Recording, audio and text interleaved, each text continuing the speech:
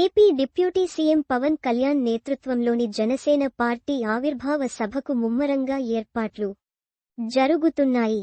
ఈ నెల 14వ తారీఖు నాటికి జనసేన పార్టీ ఏర్పడి 10 సంవత్సరాలు పూర్తవుతున్న నేపథ్యంలో అంతే ప్రతిష్టాత్మకంగా ఈ కార్యక్రమాన్ని నిర్వహించేందుకు పక్కా ప్రణాళికలు సిద్ధం చేశారు. ఈ నెల 14న జనసేన ఆవిర్భావ సభను పవన్ కళ్యాణ్ సొంత నియోజకవర్గం పిఠాపురంలో నిర్వహించనున్నారు. దీనికి సంబంధించి భారీ ఎత్తున ఏర్పాట్లు చేస్తున్నారు. ఈ క్రమంలో 2 కీలక కమిటీలను ఏర్పాటు చేశారు. ఈ కమిటీలు సభ నిర్వహణతో పాటు ఎలాంటి తోపులాటలకు తావులేకుండా జన నిర్వహణను చేపట్టాల్సి ఉంటుంది. క్రౌడ్ మేనేజ్మెంట్ సహా ఏర్పాట్లపై దృష్టి పెట్టనుంది. ఇప్పటికే స్థానికంగా కొన్ని కమిటీలను ఏర్పాటు చేసిన పార్టీ అధినాయకత్వం ఇప్పుడు మంత్రి కందుల దుర్గేష్తో కూడిన 10 మంది సభ్యులతో మరో ప్రత్యేక కమిటీని ఏర్పాటు చేసింది. దీనిలో మాజీ మంత్రి బాలినేని శ్రీనివాసరెడ్డికి కూడా చోటు దక్కింది.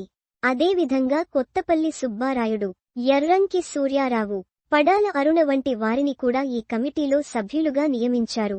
అలాగే జన సమీకరణ కోసం కూడా ప్రత్యేకంగా కమిటీని ఏర్పాటు చేశారు. జిల్లాల వారీగా ఈ కమిటీలు జనసమీకరణ చేస్తాయి.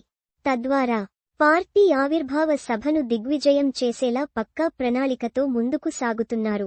ఇక 2014 మార్చి 14న జనసేన ఆవిర్భావం జరిగింది. అప్పటి ఎన్నికల్లో పోటీకి దూరంగా ఉన్న పార్టీ ఏపీలో టీడీపీ, బీజేపీ కూటమికి మద్దతు ప్రకటించింది. దీంతో ఆ కూటమి అధికారంలోకి వచ్చింది. 2019 ఎన్నికల్లో తొలిసారి రంగంలోకి దిగిన జనసేన కమ్యూనిస్టులు బీఎస్పీతో జతకట్టి ఎన్నికలకు వెళ్ళింది. అయితే వైసీపీ హవాలో కేవలం ఒకే ఒక్క స్థానంలో విజయం దక్కించుకుంది. 2019 నుండి 24 మధ్య 2019లో పవన్ కళ్యాణ్ ఓడిపోయినా పట్టుదలతో ముందుకు నడిచి పార్టీని నిలబెట్టుకునే ప్రయత్నాలు చేశారు.